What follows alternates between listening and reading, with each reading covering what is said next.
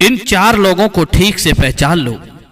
इन पर भरोसा करने पर निश्चित ही धोखा मिलता है।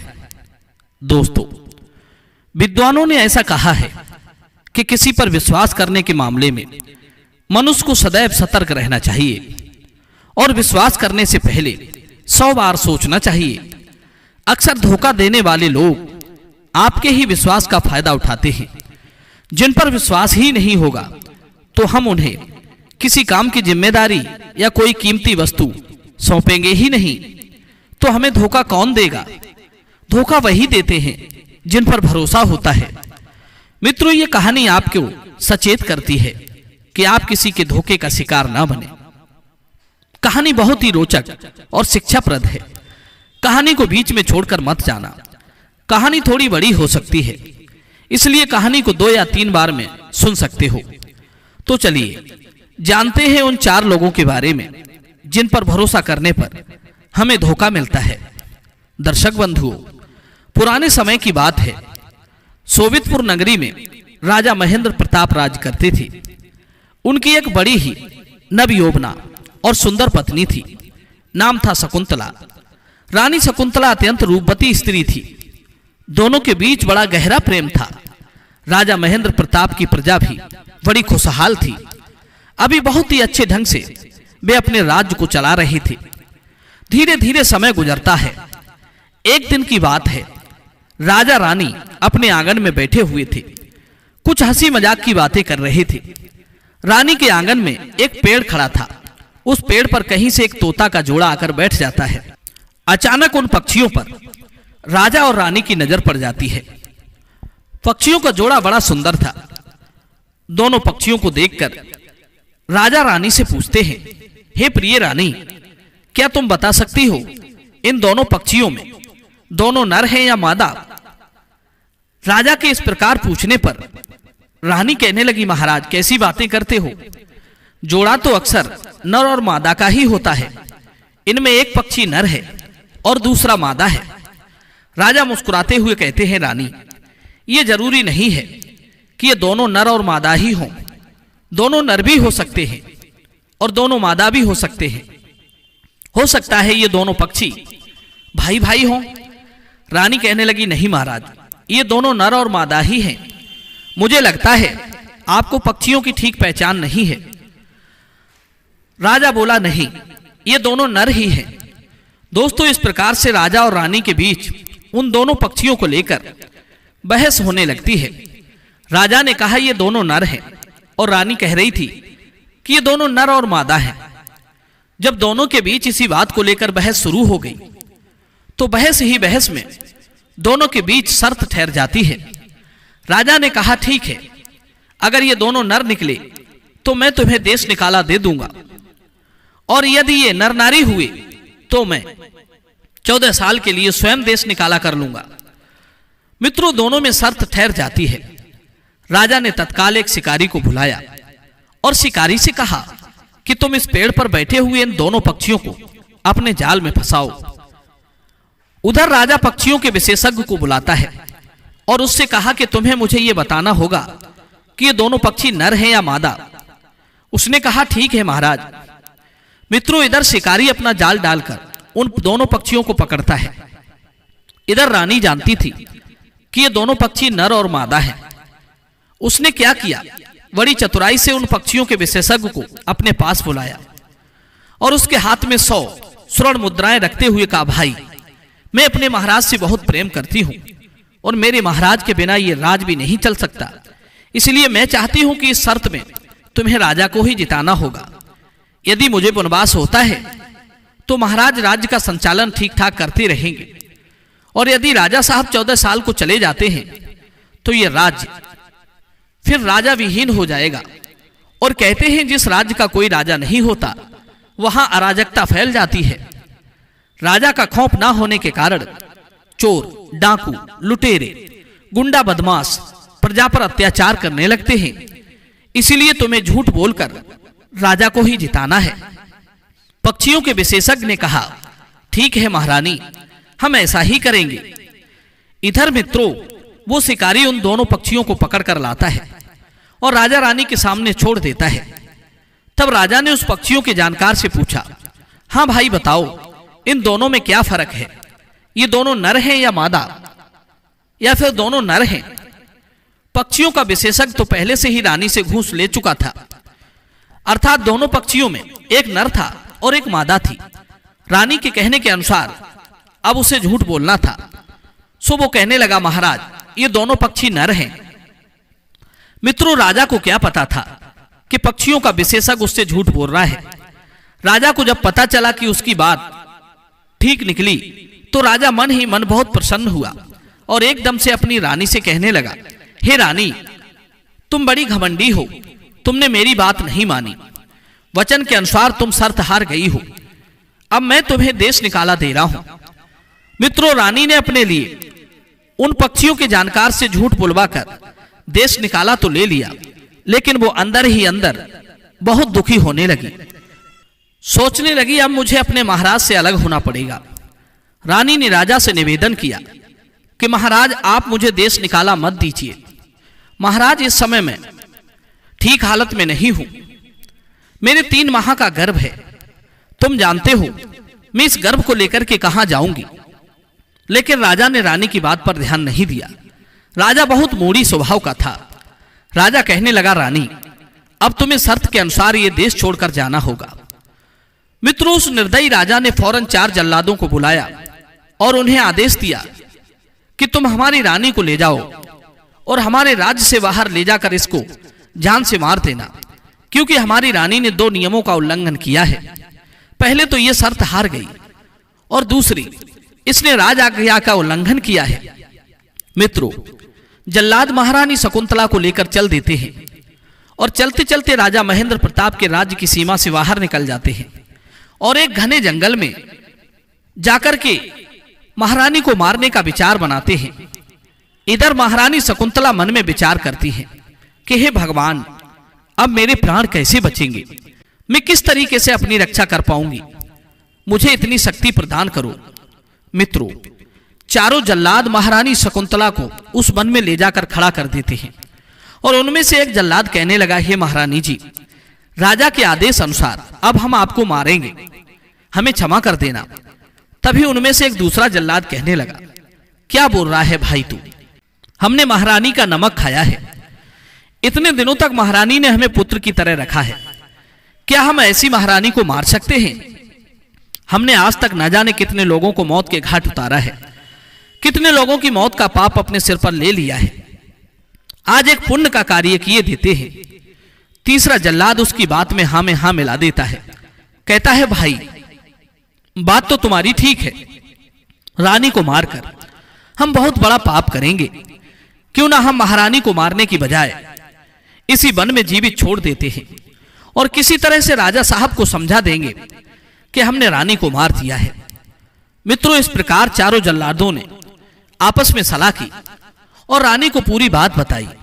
जवाब दिया, महारानी, राजा साहब ने हमें आपको मारने का आदेश दिया है, लेकिन हम तुम्हें मारेंगे नहीं, आप अपने वस्त्र उतार कर हमें दे दो, हम उन वस्त्रों को किसी जीव के रक्त में भिगोकर राजा साहब को दिखा देंगे। मित्रों, जैसे ही जल्लादों ने रानी से यह बात कही तो रानी ने तुरंत एक वृक्ष की आड़ में जाकर अपने वस्त्रों को उतार दिया। रानी के कपड़े लेकर जल्लाद वहां से लौट पड़ते हैं और कुछ दूर आगे आकर उन्होंने विचार किया कि इन कपड़ों को किसी जीव के खून में रंगना है। वहां से कुछ दूर चलने पर उन्हें एक हिरन मिल जाता है। जल्लादों ने उस हिरन का शिकार किया और उसके रक्त में रानी के कपड़े रंगने के बाद में राजा साहब को लाकर दिखा देते हैं और उन्हें बता दिया कि जल्लादों ने उनकी रानी को मार दिया है। रानी की मृत्यु की खबर सुनकर राजा महेंद्र प्रताप पर कोई फर्क नहीं पड़ता है, क्योंकि मित्रों, पहले के राजाओं की कई रानियां हुआ करती थी। एक रानी के कम हो जाने पर उन्हें क्या फर्क पड़ता। इधर राजा तो अपने राजकाज में व्यस्त हो जाता है। अब उधर रानी के हाल सुनिए। बेचारी रानी गर्भावस्था में निर्वस्त्र झाड़ियों में छुप छुप कर अपना समय काट रही थी। भूख लगने पर वृक्षों के पत्ते और फल खा लिया करती थी। इसी तरह रानी के उस सुनसान जंगल में 10-12 दिन बीत जाते हैं। उस दुखियारी की जंगल में कोई देखभाल करने वाला नहीं था, पर कहते हैं भगवान भी ऐसे लोगों को कुछ न कुछ मदद जरूर भेजता है। एक दिन की बात है, विजयनगर के महाराज समुद्रसेन शिकार खेलने के लिए वन में आते हैं। शिकार खेलते खेलते राजा समुद्रसेन उसी वन की ओर चले जाते हैं जिस वन में रानी शकुंतला रहती थी। रानी शकुंतला वृक्ष के नीचे बैठी हुई थी। बेचारी उस समय निर्वस्त्र अवस्था में थी। तभी अचानक से उसने घोड़े के हिनहिनाने की आवाज सुनी तो वो तुरंत घनी झाड़ियों के बीच जाकर छुप जाती है। उधर राजा समुद्रसेन को उन झाड़ियों के बीच कुछ आहट सुनाई देती है तो राजा ने सोचा कि जरूर इन घनी झाड़ियों में कोई मृग या सूकर होगा। महाराज ने अपने सामंतों से कहा कि इस झाड़ी को चारों ओर से घेर लो, इसके अंदर कोई शिकार मालूम पड़ता है। राजा के सैनिकों ने फौरन उन घनी झाड़ियों को चारों दिशाओं से घेर लिया। अपने चारों तरफ तीर तलवार लेकर खड़े सिपाहियों को देखकर रानी घबरा जाती है। रानी सोचती है कि आज तो ये मुझे शिकार समझकर मार डालेंगे। यही सोचकर रानी शकुंतला ने आवाज लगाई कि भाइयों, मैं आपका शिकार नहीं हूं। मैं एक दुखी लाचार स्त्री हूं। मुझ दुखिया को मारकर आपको क्या मिलेगा। मित्रों, जब एक स्त्री की आवाज राजा समुद्रसेन ने सुनी तो राजा बड़ा अचंभित होता है। राजा बोले, तुम कौन हो और यहां कहां से आई हो। तब रानी कहती है, भाइयों, मेरा इस दुनिया में कोई नहीं है, न मेरा कोई रिश्तेदार है, न कोई अपना सगा संबंधी। मैं तो इस वन में रहकर अपना समय काट रही हूं। मित्रों, राजा समुद्रसेन भी बड़े दयालु थे और बड़े अनुभवी। कहने लगे, कोई बात नहीं है, मैं तुम्हें अपनी धर्म की बहन बनाता हूं। इन लताओं से बाहर निकल कर आओ, मैं तुम्हें अपने घर ले चलूंगा। समझो आज से तुम्हारे दुखों का अंत हो गया है। मित्रों, महारानी शकुंतला ये बात सुनकर कहने लगी, हे भाई, ठीक है, तुमने मुझे धर्म की बहन बना लिया, लेकिन मैं इन लताओं से बाहर नहीं निकल सकती। राजा बोले, क्यों, क्या कारण है। जवाब दिया, मैं इस समय निर्वस्त्र अवस्था में हूं। तब राजा समुद्रसेन ने विचार किया और जिस पटुके को वे गले में डाले थे उसे झाड़ियों के बीच फेंक दिया और कहा, बहन, तुम इसे आधा पहन लो और आधा ओढ़कर बाहर आ जाओ। राजा का दुपट्टा जब रानी के पास पहुंचा तो महारानी शकुंतला उस दुपट्टे को अपने शरीर से लपेटकर उन लताओं से बाहर आ जाती है। जैसे ही रानी लताओं से बाहर आती है तो राजा समुद्रसेन उसे देखकर अचंभित रह जाते हैं। वह स्त्री एकदम अद्वितीय सुंदरी थी। उसका चेहरा चंद्रमा के समान धमक रहा था। देखने से मालूम पड़ रहा था कि वो किसी राजा की राजकुमारी या कोई अप्सरा है। राजा कहने लगे, बहन, तुम चिंता मत करो, अब मैं तुम्हें अपने घर लेकर चलूंगा। मैंने तुम्हें अपनी बहन माना है। मंत्रियों सहित महाराज ने रानी शकुंतला को अपने रथ में बैठा लिया और सम्मान सहित विजयनगर के लिए लेकर चल देते हैं। राजा समुद्रसेन जब रानी शकुंतला को लेकर अपनी राजधानी में पहुंचते हैं तो प्रजा के लोगों ने देखा तो उन्हें लगा कि राजा अपना दूसरा विवाह करके लाए हैं। अब तो चारों तरफ राजा की बदनामी होने लगी। कहने लगे कि इस राजा को बुढ़ापे में दूसरा विवाह करने की क्या जरूरत थी। चारों तरफ इस बात का हल्ला मच गया कि राजा के यहां पहले से ही कई रानी हैं, फिर महाराज दूसरी रानी को लेकर क्यों आए हैं। राजा ने यह अच्छा नहीं किया। मित्रों, जब यह बात राजा के कानों में पड़ी तो महाराज ने विचार किया कि यह तो बहुत गलत अफवाह प्रजा में फैल गई है। राजा ने तुरंत दरबार में एक सभा लगाई और कहा कि आप लोग जैसा सोच रहे हैं वैसी कोई बात नहीं है। मैं आखेट के लिए गया था, वहां मुझे एक दुखी लाचार अबला मिली जिसका ना कोई आश्रय था ना कोई सगा संबंधी। तो हमने उसे अपनी धर्म की बहन बना लिया और उसे अपने राजमहलों में ले आए। अब बताओ, क्या मैंने कोई काम गलत किया है। मित्रों, यह सुनकर के राजा की दरबार में खूब प्रशंसा होती है और प्रजा में भी उनकी खूब बड़ाई होती है। इस प्रकार रानी शकुंतला महाराज समुद्रसेन की बहन बनकर उनके राजमहलों में रहने लगती है। धीरे समय गुजरता गया। इधर रानी शकुंतला के प्रसव काल का समय निकट आ गया। एक दिन महारानी शकुंतला के गर्भ से एक परम सुंदर तेजस्वी बालक जन्म लेता है। बालक के जन्म होने पर राजा समुद्रसेन बहुत प्रसन्न होते हैं। कहने लगे, आज मेरे यहां मेरे भांजे का जन्म हुआ है। इस खुशी में राजा समुद्रसेन ने पूरे नगर को दावत दी। बालक जब 7 दिन का हुआ तो उसका नामकरण कराने के लिए राजा ने एक से एक बड़े विद्वान ज्योतिषी को अपने आंगन में बुलाया। ब्राह्मणों ने जब अपनी पत्रा खोलकर देखा तो बालक का कोई ठीक से नाम नहीं निकल रहा था। कोई कुछ नाम रख रहा था तो कोई कुछ। वे नाम राजा समुद्रसेन को पसंद नहीं आ रहे थे। अलग अलग नामों को सुनकर राजा समुद्रसेन बड़े क्रोधित होते हैं। राजा समुद्रसेन ने अपने सेनापति को आदेश दिया कि इन समस्त ब्राह्मणों को जेल में डाल दो। ये व्यर्थ में पोती लेकर घूमते रहते हैं, ये कुछ नहीं जानते। राजा के आदेश पर उन ब्राह्मणों को जेल में डलवा दिया गया। उसके बाद राजा ने यह आदेश किया कि जो कोई मेरे भांजे का सही नाम रखेगा मैं उसे मुंह मांगा इनाम दूंगा।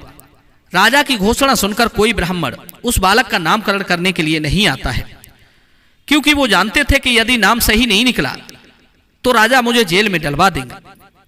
मित्रों, एक दिन सोबितपुर का एक बूढ़ा ब्राह्मण उसी राज्य में घूमता हुआ आ रहा था।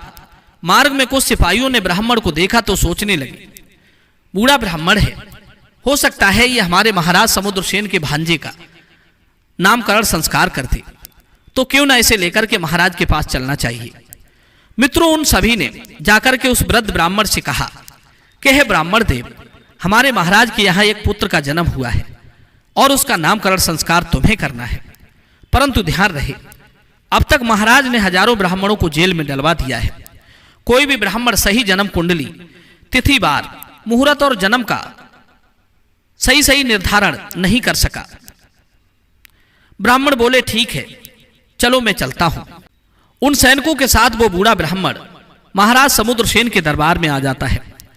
राजा ने उसका बहुत स्वागत किया, बैठने के लिए उचित आसन दिया। उसके बाद राजा ने कहा, हे ब्राह्मण देव, मेरे घर एक पुत्र ने जन्म लिया है, तुम्हें उसका नामकरण संस्कार करना है। मित्रों, वो ब्राह्मण बड़ा ही प्रकांड विद्वान था। उसने अपनी पत्रा को खोलकर देखा तो कहने लगा, महाराज, इस बालक का सही नामकरण कर सकता हूं, लेकिन शर्त यह है कि आपने जितने ब्राह्मणों को अपने यहां जेल में डलवा रखा है उन सबको मुक्त करना पड़ेगा। राजा ने कहा, ठीक है, हम सबको रिहा कर देंगे, आप हमारे भांजे का ठीक नामकरण कीजिए। ब्राह्मण बोले, ठीक है। मित्रों, ब्राह्मण ने जब अपनी पत्रा खोलकर देखा और बालक के गुड़ और कुंडली मिलाई तो वो बूढ़ा ब्राह्मण कहने लगा, महाराज, ये बालक तो किसी दूसरे राज्य का पुत्र है, इसका जन्म स्थान बदल गया है, परंतु इस बालक के अंदर राजाओं के सभी गुण विद्यमान हैं, इसलिए इस बालक का नाम आज से इंद्रसेन होगा। बालक का नाम सुनकर पूरे दरबार में तालियां बजाई गई। राजा को भी बालक का नाम खूब पसंद आया। राजा ने अपने यहां कैद सभी ब्राह्मणों को मुक्त कर दिया। मित्रों, धीरे धीरे समय कुछ और बीतता है। वो बूढ़ा ब्राह्मण भी दान दक्षिणा लेकर अपने घर लौट जाता है। इधर इंद्रसेन धीरे धीरे बड़ा होने लगता है। जब वो 5 साल का हो जाता है तो उसने वही राजाओं वाले खेल खेलना आरंभ कर दिया। वो अपने साथी बालकों के साथ खेलता था, दुर्ग की रचना करता था और उन्हें तोड़ता था। घुड़सवारी करना, तलवारबाजी करना और धनुष पर प्रत्यंचा चढ़ाना बचपन से ही उसके खेल बन गए थे। बालक की कला कौशलता को देखकर समुद्रसेन बहुत प्रसन्न होते हैं। वो कहते थे कि हमारा भांजा बहुत ही प्रतापी होगा। इस प्रकार वो लड़का जब 7 वर्ष का हो जाता है तो अपने साथी बालकों के साथ खेलने जाता है। नगर का जो मुख्य चौराहा था उस चौराहे पर जाकर खेलने लगता है। मित्रों, उस चौराहे पर कुछ पनिहारी पानी भरने जाया करती थी। इधर इंद्रसेन भी बड़ा नटखट स्वभाव का था। वो अक्सर खेल ही खेल में उन पनिहारियों के मटके में बाण मारकर छेद कर देता था, जिसके कारण उनके मटके से सारा पानी घर तक पहुंचते पहुंचते निकल जाता था। राजा का भांजा था, इसलिए कोई कुछ नहीं कह पाता था। अब तो इंद्रसेन का यह प्रिय खेल बन गया। जो भी कुआं पर पानी भरने के लिए आता था वो बाण मारकर सबके मटकों में छेद कर देता था। अब तो पूरे नगर में हाहाकार मच गया, क्योंकि किसी के घर एक बूंद पानी ही नहीं पहुंचता है। दुखी जनता ने महाराज समुद्रसेन से शिकायत की, राजन, तुम्हारे भांजे ने बड़ा उत्पात मचा रखा है, उसके कारण हम में से किसी के घर एक बूंद पानी भी नहीं पहुंच पाता है। आपका भांजा तीर मारकर सबके मटकों में छेद कर देता है। ये बात सुनकर के समुद्रसेन कहने लगे, कोई बात नहीं प्रजावासियों, मेरा इकलौता भांजा है, मैं उसे डांट फटकार तो नहीं सकता, पर हां, मैं तुम्हें पीतल के नए बर्तन दिलवा सकता हूं। जाओ। राजा ने आदेश कर दिया कि एक एक पीतल का मटका सबके घर पहुंचा दिया जाए और कहा कि इन पीतल के मटकों में पानी भरकर ले जाया करो। हमारा भांजा इनमें तीर मारेगा तो इन पीतल के मटकों में छेद नहीं होगा। मित्रों, अब तो नगरवासी राजा के यहां से एक एक पीतल का मटका ले आए और कुएं से पानी भरकर ले जाने लगे। इधर इंद्रसेन ने क्या किया, वो एक लोहार के पास जाता है और लोहार से कहता है कि मुझे ऐसे तीर बनाकर दे दो जो पीतल के बर्तनों में भी छेद कर दे। ये बात सुनकर के लोहार बोला, ठीक है बेटे, मैं तुम्हें ऐसे तीर बना दूंगा, इसके बदले में मैं तुमसे 500 स्वर्ण मुद्राएं लूंगा।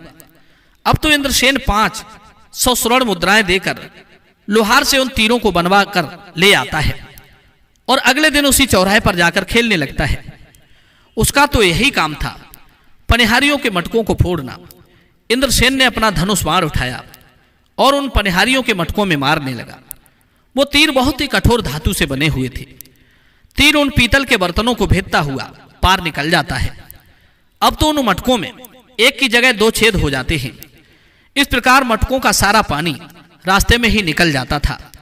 प्रजा के लोगों ने राजा समुद्रसेन से फिर इस बात की शिकायत की, महाराज, पहले तो मटकों में एक छेद होता था तो थोड़ा पानी घर तक बच जाता था, अब तो मटके में 2 छेद हो जाते हैं, सारा पानी रास्ते में निकल जाता है। हम आपके भांजे से बहुत तंग आ चुके हैं। राजा ने कहा, देखो, हम अपने भांजे से तो कुछ नहीं कह सकते, पर हां, हम उस कुएं के पास में एक ठठेरा बैठा देते हैं, वो तुम्हारे फूटे हुए मटकों को ठीक करता रहेगा। प्रिय बंधुओं, ठठेरा अब तो प्रतिदिन 1500 बर्तनों में रोजाना झाल लगाता था।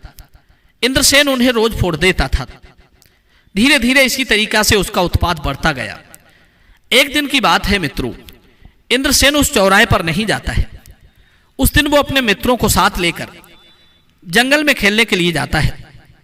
जंगल में पहुंचकर उसने एक रेतीले स्थान पर बालकों के साथ दुर्ग की रचना की। उसके बाहर 2 प्रहरी बैठा दिए और दुर्ग पर आक्रमण करने के लिए अपने कुछ साथी बालकों से कहा और स्वयं उसका रक्षक बनकर खड़ा हो गया। इंद्रसेन इसी तरह से खेल रहा था। उसी समय एक लाखा बंजारा वहां से गुजरता है। लाखा बंजारे के पास लाखों की संख्या में ऊंट और गायें थी। बंजारे का काम था राजाओं के माल को एक राज्य से दूसरे राज्य में पहुंचाना। लाखा बंजारा अपने पूरे लाव लश्कर के साथ 100-200 आदमियों के साथ चला आ रहा था। लाखों ऊंट उसके साथ थे। लाखा बंजारे ने जब रास्ते में बालकों को खेलते हुए देखा तो कहने लगा, बालकों, यहां से दूर हट जाओ। इंद्रसेन निडर और निर्भीक था। वो कहने लगा, तुम कौन हो? तुम कोई आक्रमण करने वाले हो जो मेरे दुर्ग पर आक्रमण करने आए हो? मैं अपने दुर्ग की रक्षा कर रहा हूं, तुम अपने ऊंट लेकर दूसरे मार्ग से निकल जाओ। इंद्रसेन की यह बात सुनकर बंजारा बहुत क्रोधित होता है। बंजारा भी कुछ अहमियत रखता था, राजाओं के पास उठना बैठना था। बंजारा कहने लगा, अरे हठी बालक, मेरा रास्ता छोड़ दे। इंद्रसेन भी अपनी जिद पर अड़ा था। दोनों के बीच विवाद होता है, लेकिन इंद्रसेन पीछे नहीं हटा। तब बंजारे को क्रोध आ गया। उसने गुस्से में आकर इंद्रसेन में 2-4 चांटे जड़ दी। बंजारे के चांटे खाकर इंद्रसेन रोता हुआ अपने घर आ जाता है और अपने मामा राजा समुद्रसेन से कहता है कि मामा जी, आज मैं जंगल में खेलने गया था। वहां एक बंजारा आया जो अपने आप को लाखा बंजारा कह रहा था। उसने मेरे किले को तोड़ दिया है और मुझे भी मारा है। इंद्रसेन की यह बात सुनकर राजा समुद्रसेन गुस्से में बोले, पुत्र, तुम चिंता मत करो, जिसने तुम्हें मारा है मैं उसे अभी सबक सिखाकर आता हूं। इस प्रकार मित्रों, अपने कुछ सैनिकों को लेकर के राजा समुद्रसेन चल देते हैं। उधर लाखा बंजारा अपने साथियों के साथ चला आ रहा था। राजा ने जाते ही जाते बंजारे के कई आदमियों को मार डाला। इधर लाखा बंजारे को खबर मिली कि महाराज समुद्रसेन ने हम पर आक्रमण कर दिया है, तो वो बंजारा घबरा जाता है। उसने देखा कि महाराज ने आक्रमण किया है। महाराज कोई लुटेरे थोड़े ही है, क्या वजह है जो राजा हमसे नाराज है? तो लाखा बंजारा अपने हाथ बांधकर दांतों में धूप का तिनका दबाकर राजा के सामने आकर के उपस्थित हो जाता है। कहने लगा, महाराज, हम ठहरे बंजारे और आप एक महाराज हैं, क्या कारण है कि आपने इतने साथियों को मार डाला? राजा बोले, हे लाखा बंजारे, मैं तुझे छोड़ूंगा नहीं। बंजारा बोला, महाराज, मेरा कसूर क्या है? राजा ने कहा, बंजारे, मैंने अपने भांजे को बड़े लाड़ प्यार से पाला है और तूने उसे मारा पीटा है। मित्रों, अब तो बंजारा महाराज के चरणों में गिर जाता है। महाराज, मुझसे गलती हो गई, मुझे क्षमा कर दो। मैं नहीं जानता था कि वो हठी बालक आपका भांजा है। इस प्रकार बंजारे ने 1,00,000 स्वर्ण मुद्राएं राजा को देकर अपनी गलती की क्षमा मांगी। राजा समुद्रसेन भी बंजारे से 1,00,000 स्वर्ण मुद्राएं लेकर प्रसन्न हो जाते हैं और उसे अपने दरबार में बुला कर लाते हैं। अपने भांजे इंद्रसेन से बंजारे का परिचय कराते हैं। मित्रों, इस प्रकार लाखा बंजारा राजा समुद्रसेन के यहाँ अतिथि बनकर ठहर गया। राजा उसे अपने नगर में घुमाते हैं। बंजारा राजा समुद्रसेन का मित्र बन जाता है।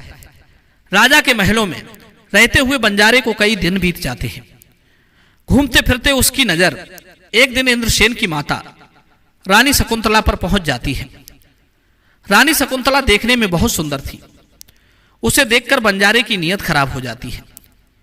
कहने लगा, ओहो, ये तो बहुत सुंदर स्त्री है, ये तो हमारी पत्नी बनने की योग्य है। बंजारे ने राजा से पूछा कि यह स्त्री कौन है।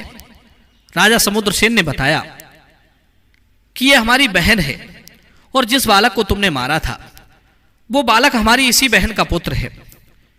बंजारा बोला, तब तो हमें तुम्हारी बहन से मिलकर उनसे ही माफी मांगनी चाहिए। मित्रों, इसी बहाने से लाखा बंजारा रानी शकुंतला के पास जाता है और उनसे अपनी गलती की क्षमा मांगता है। रानी पर उसकी नीयत खराब तो हो ही चुकी थी।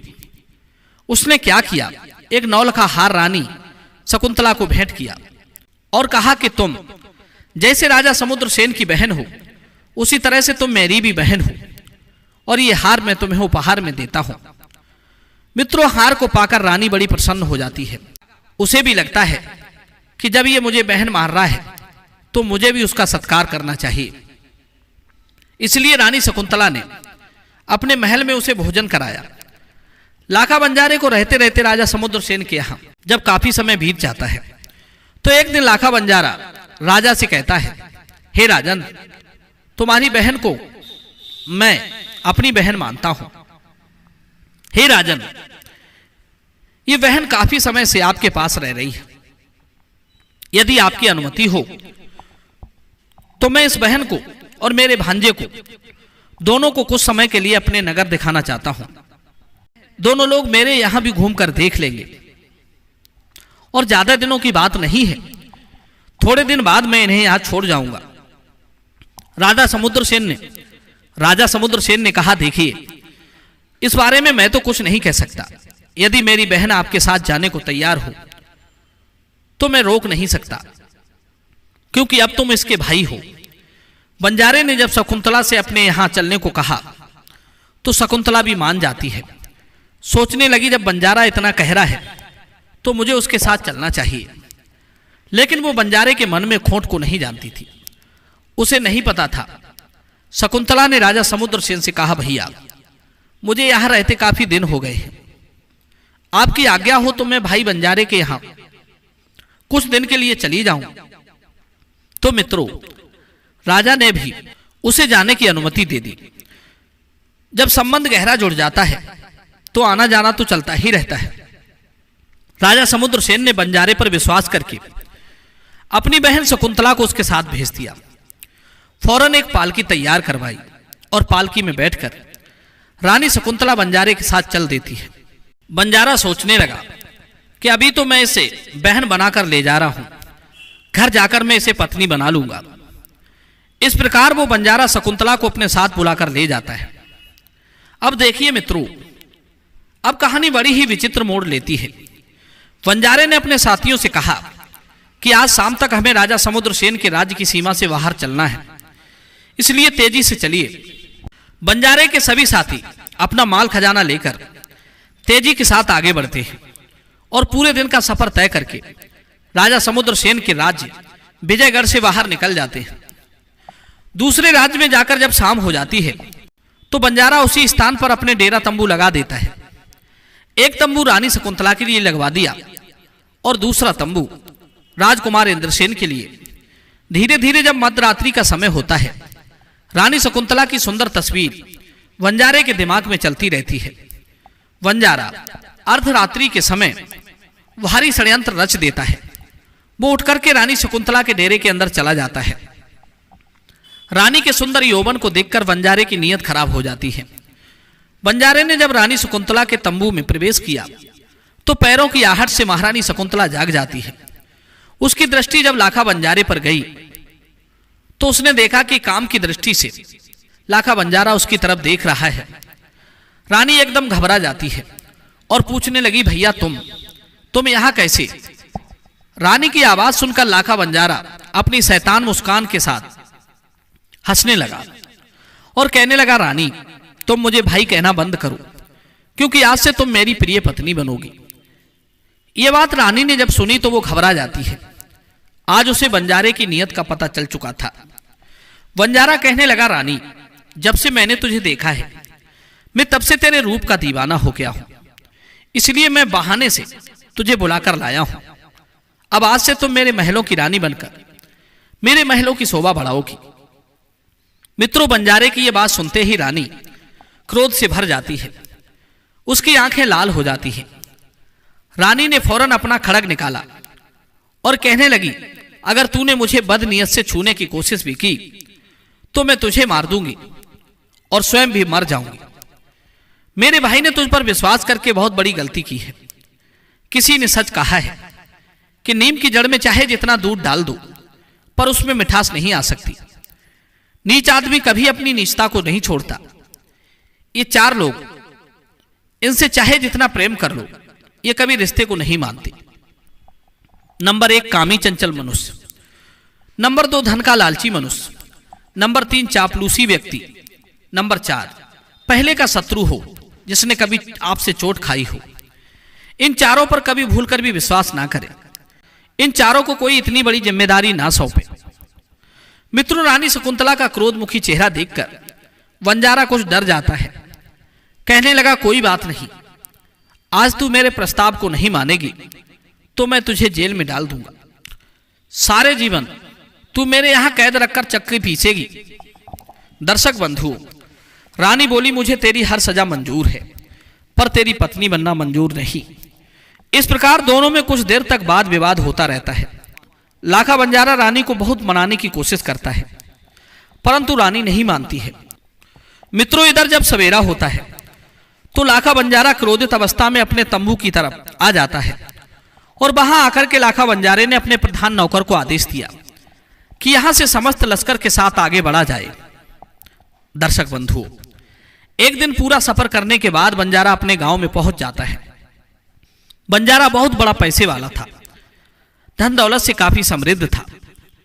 उसका महल भी राजाओं से कम नहीं था। बंजारे ने रानी को जहां कैदी रहते थे उन्हीं कैदियों के साथ जेल में डाल दिया और उसे बहुत कठोर काम करवाने लगा। इधर उसके पुत्र इंद्रसेन पर भी कठोर से कठोर काम लेता था। उससे अपनी गाय चरवाता था। इंद्रसेन 14 बरस का हो गया था। उसे लाखा बंजारे पर बहुत क्रोध आता है। सोचने लगा कि मैं इस बंजारे को इसी क्षण मार डालूं। मित्रों, इधर बंजारा भी मन में विचार कर रहा था कि क्यों ना मैं इस रानी के बेटे इंद्र को ही रास्ते से हटा दूं। ये बड़ा होकर के मेरे लिए बहुत बड़ा संकट बन सकता है। ऐसा सोचकर बंजारे ने इंद्रसेन को अपने पास बुलाया और कहा कि पुत्र, आज हमारे साथ तुम्हें भोजन करना होगा। आज मैं तुम्हें अपने हाथों से स्वादिष्ट भोजन कराऊंगा। इंद्रसेन ने मन में सोचा कि आज तो बंजारा मुझ पर बहुत प्रसन्न है, लेकिन वो उसके मन की चालाकी नहीं जानता था। बंजारे ने क्या किया, भोजन में जहर मिला दिया और इंद्रसेन को खिला दिया। जहर युक्त भोजन करने के बाद इंद्रसेन बेहोश हो जाता है। बंजारे ने उसके हाथ पैरों पर और मुंह पर कपड़ा लपेटा और एक घोड़े पर रखकर उसे जंगल में ले जाता है। जंगल में एक खंडर था। उस खंडर के पास में एक कुआं था। कुएं में पानी भरा था। बंजारे ने इंद्रसेन को बेहोश हालत में उसी कुएं में डाल दिया। जहर के खाने से इंद्रसेन की मृत्यु हो चुकी थी। उसका मरा हुआ शरीर पानी के अंदर गहराई में चला जाता है। इंद्रसेन को रास्ते से हटाकर बंजारा बहुत खुश होता है। सोचता है कि अब तो रास्ते का कांटा निकल ही गया। अब एक न एक दिन रानी मुझे स्वीकार कर ही लेगी।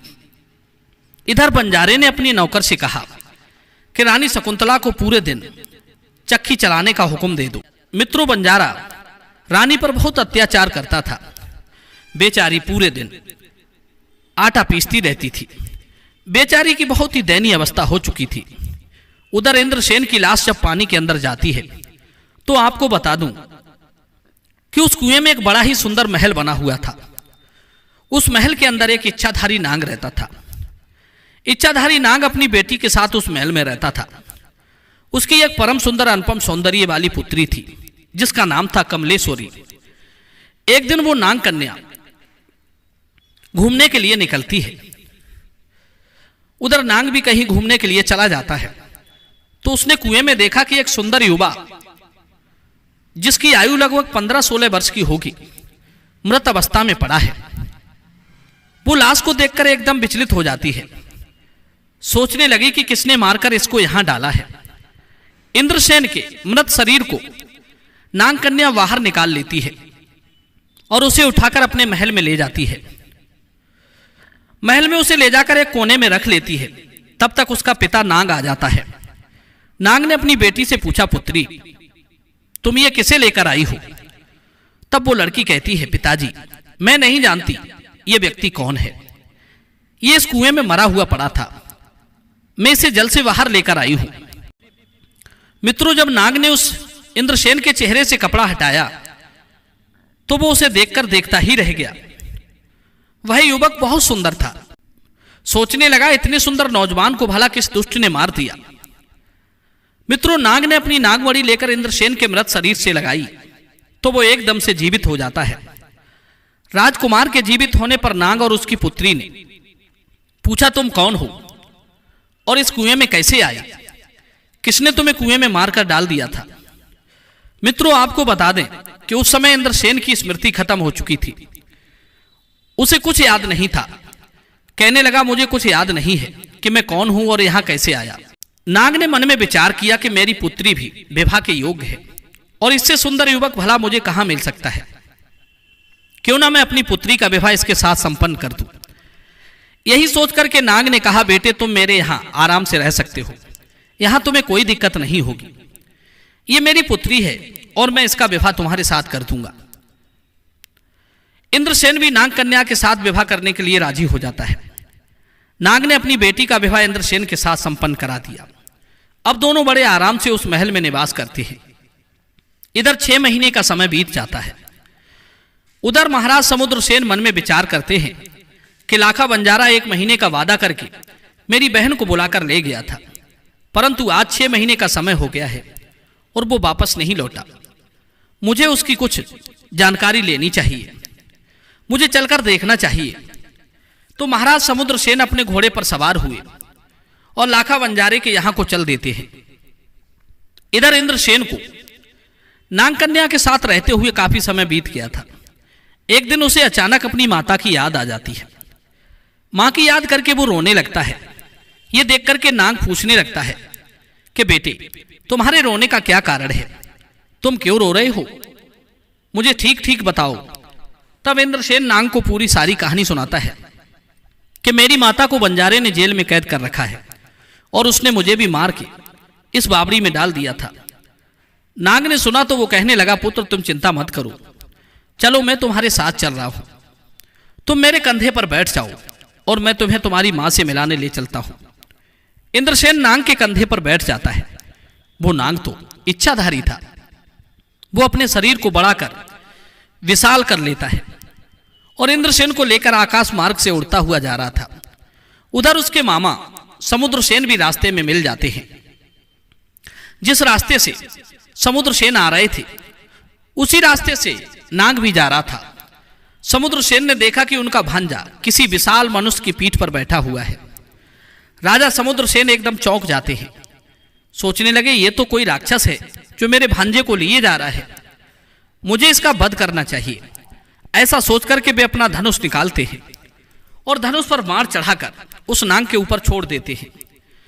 बाण जब उस नाग को लगा तो नाग बिलबिलाकर एकदम नीचे गिर पड़ता है। नाग ने इंद्र से कहा, तुम मेरे कंधे से नीचे उतरो, मैं इस घोड़े वाले मनुष्य का अंत किए देता हूं। इसने मुझ पर धोखे से प्रहार किया है। इंद्रसेन जब देखता है तो उसने देखा कि सामने धनुष पर बाण चढ़ाए खड़े उसके मामा ही थे। वो अपने मामा को पहचान लेता है। एकदम से कहने लगा, मामा जी ठहर जाओ, तीर मत छोड़ना। मैं आज जीवित हूं तो इन्हीं नागराज की वजह से। इन्होंने मुझ पर बहुत बड़ा उपकार किया है। मुझे उस दुष्ट लाखा बंजारे ने मार करके पानी की बावड़ी में डाल दिया था। मेरी मां को उसने अपने यहां कैद कर रखा है। मित्रों, इंद्रसेन के मुख से यह बात सुनकर समुद्रसेन का क्रोध भड़क जाता है। समुद्रसेन ने तुरंत नागदेव से माफी मांगी। कहने लगे, मुझे क्षमा करना। मैं तो यह समझ रहा था कि कोई राक्षस मेरे भांजे का अपहरण करके लिए जा रहा है, इसीलिए तुम पर बाण चला दिया। मैं तुमसे क्षमा चाहता हूं। यह बात सुनकर के नागराज बड़ा प्रसन्न हुआ और कहने लगा कि नहीं महाराज, ऐसी कोई बात नहीं है। मैं तो तुम्हारे भांजे और अपने मेहमान को लेकर के उस दुष्ट बंजारे को सबक सिखाने जा रहा था। मैं उसको जिंदा नहीं छोड़ूंगा। इस प्रकार तीनों आपस में विचार विमर्श करने के बाद बंजारे से बदला लेने के लिए चल देते हैं। उधर मित्रों, राजा महेंद्र प्रताप ने सोचा, जो रानी शकुंतला के पति थे, कि मैं अपनी रानी को देश निकाला दे दिया है। उसके बाद मेरी अन्य किसी रानी से कोई संतान पैदा नहीं हुई। मेरा तो अब वंश ही खत्म हो जाएगा।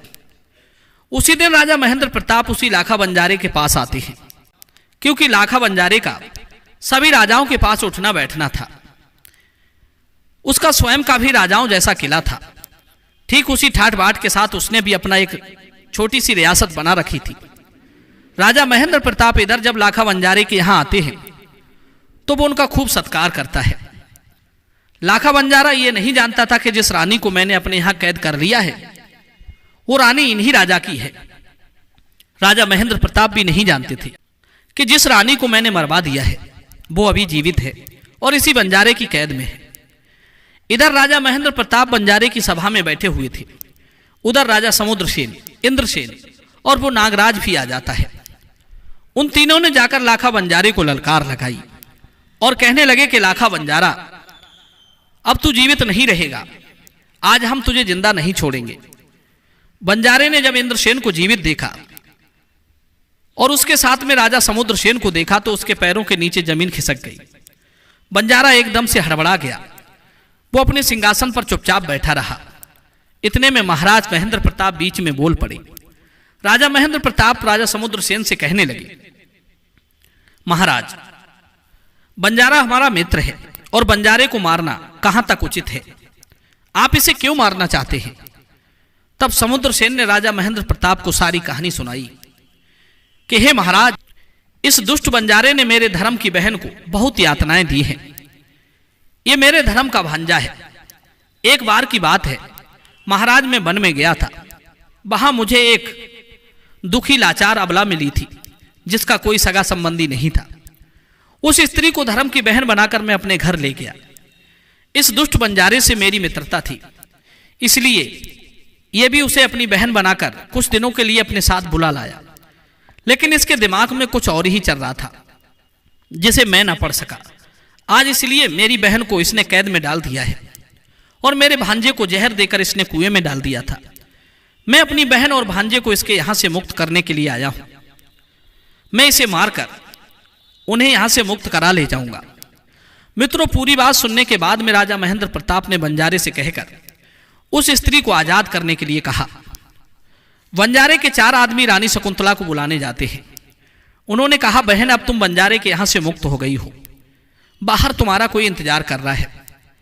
रानी शकुंतला सोचने लगी कि इस दुष्ट बंजारे ने मेरे पुत्र को भी मार दिया। अब पता नहीं ये मेरे साथ क्या करेगा। चारों सेवकों के साथ रानी शकुंतला जब दरबार में आई तो वहां पहले से ही उसके पति महेंद्र प्रताप बैठे हुए थे। वहीं पर उसके पुत्र और उसके भाई समुद्रसेन भी बैठे हुए थे। जेल की चक्की पीस पीस कर उसकी हालत बहुत कमजोर हो गई थी। अपनी बहन की हालत देखकर समुद्रसेन क्रोध से भर जाते हैं। कहने लगे, रे दुष्ट बंजारे, मैं तुझे नहीं छोड़ूंगा। तूने मेरी बहन को ना जाने कितनी यातनाएं दी हैं। इधर मित्रों, रानी शकुंतला जब अपने पति को देखती है तो वो उन्हें पहचान जाती है और राजा महेंद्र प्रताप भी अपनी पत्नी को पहचानने लगते हैं। सोचने लगे कि ऐसे ही रूप रंग वाली तो मेरी स्त्री थी जिसे मैंने जंगल में छुड़वा दिया था। राजा महेंद्र प्रताप पूछने लगे, हे देवी, हूबहू मेरी रानी की तरह दिखने वाली तुम कौन हो? तब रानी शकुंतला कहती है, महाराज, आप इतनी जल्दी मुझे भूल गए। ये मुझे उम्मीद नहीं थी। याद करो, हम में और तुम में पक्षियों के जोड़े के ऊपर विवाद हुआ था। तुमने जिन पक्षियों को नर बताया था, दरअसल वो नर और मादा ही थे। मैंने पक्षियों के विशेषज्ञ को 100 स्वर्ण मुद्राएं देकर उसे झूठ बुलवाया था ताकि तुम्हारे लिए वनवास ना हो, और तुमने मुझे वनवास दे दिया था। परंतु जल्लादों ने मुझे मारा नहीं, मुझे जीवित छोड़ दिया, और ये मेरे धर्म के भाई समुद्रसेन मुझे सम्मान सहित अपने घर बुला ले गए।